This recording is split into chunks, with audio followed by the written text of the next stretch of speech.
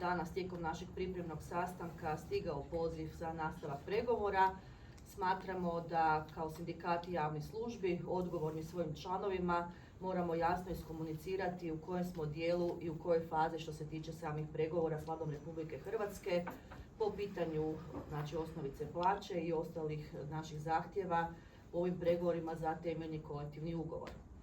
Što se tiče dosadašnjih pregovora, mi smo jasno na sastanku komunicirali i prema Vladi Republike Hrvatske i prema medijima i ocijenili ponudu Vlade kao takvu neprihvatljivom.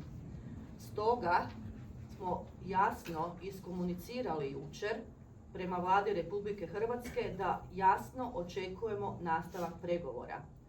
Odvojeni su pregovori za državne službe od zaposlenika u javnom sektoru.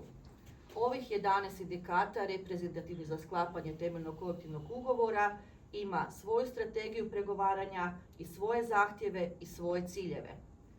Ponavljam, ponuda Vlade Republike Hrvatske bila je neprihvatljiva na samim pregovorima, te pozicija u kojoj nas je stavila Vlada Republike Hrvatske sa jučerašnjim dopisom nije nimalo korektna prema ovim reprezentativnim sindikatima javnih službi.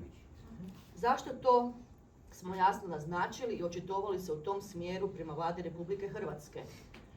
Državne službe prihvatili su ponudu Vlade, no to nas ne ograničava za nastavak razgovora i nastavak samih pregovora.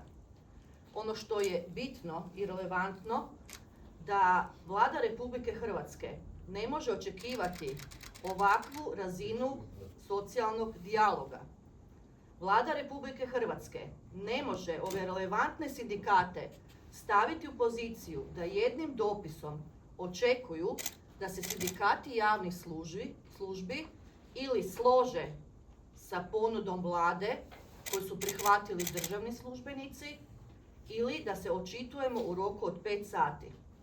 Ovi sindikati imaju brojno članstvo, ne mogu provesti odluke niti referendume među svojim članovima u tako zadanom kratkom roku i takav postupak Vlade prema sindikatima je podcjenjivački. Moj sindikat broji 23,5 tisuće članova i u roku od 5 sati niti ne možemo donijeti formalnu odluku na tijelu, a kamoli provesti referendum. Tako postupanje Vlade više se ne smije nikada ponoviti ako njegujemo socijalni dijalog. Na Gospodarsko-socijalnom vijeću donosimo nacionalni program za promicanje socijalnog dijaloga, a u konačnici Vlada Republike Hrvatske nastavlja u poziciju i stavlja u situaciju da percipira dijalog na način ili ćete se složiti s ovim što je ponuđeno ili će biti onako kako mi kažemo. To nije primjer socijalnog dijaloga. Stoga ovi sindikati javnih službi inzistiraju na nastavku pregovora gdje u stvari imamo itekako interesa izboriti još dodatna prava i ojačati našu poziciju, a o svemu dalje što ćemo i kako ćemo zajedno govorit će Domagoj. Izvoliš, Domagoj. Hvala.